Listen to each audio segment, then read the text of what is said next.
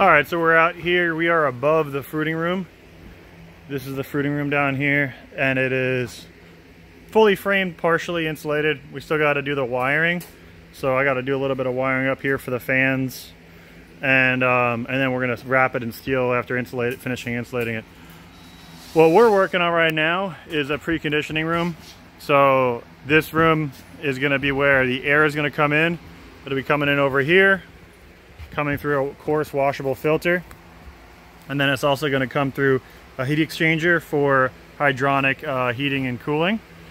And then over here we're going to have a mini split, a 2-ton mini split, and it's going to be circulating air inside of here. And then I'm going to have out here ducted to the left side, I'm going to have a ducted fan that's going to be blowing into the fruiting room. From there, that'll be where I'm going to have a fan inside of there as well that blends the room air, that makeup air, and then the humidifier air. That's very important that you have all three things going on at the same time. You don't want to have dry, cold air coming in or dry, hot air coming in and then a humidifier over here, because then you're gonna have a dry spot over there and a humid spot over there. So yeah, you got to bring it all together.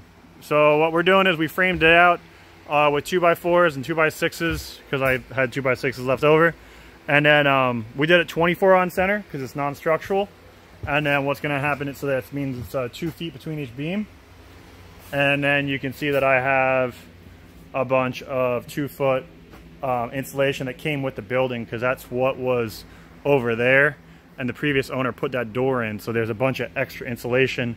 And he also had leftover insulation for when he did the ceiling, and he double packed that with insulation as well. So yeah, we did that, and then we put some R5 on the back. I think the walls are R4 because the polystyrene stuff is not as good as the closed cell foam. And so we're probably talking like R25 on the back wall. The ceiling is probably R30.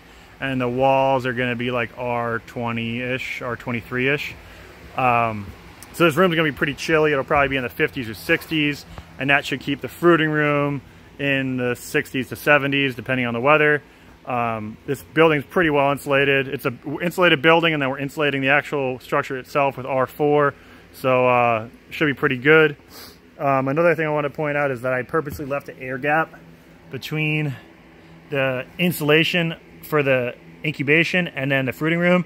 That way, if any moisture or condensate does collect back here, it can vent out and I'm not going to have moisture issues. Also, this goes down to concrete, so there's actually like that 2x4.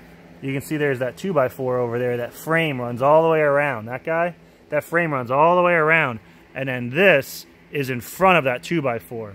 So if moisture collects, it won't run behind the wall and cause moisture issues.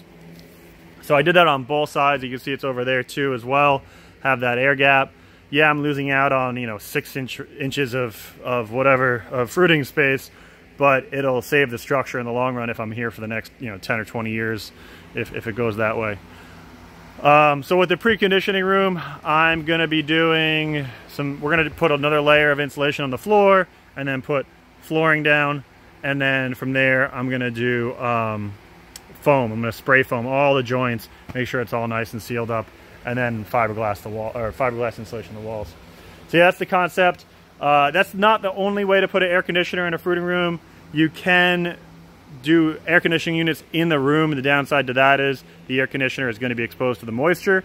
So over time, it's going to be more maintenance, more labor, and over time it's going to wear out parts quicker, opposed to this, where it's only clean outside air, filtered, and that's it. It's never seeing spores. It's never seeing the high humidity.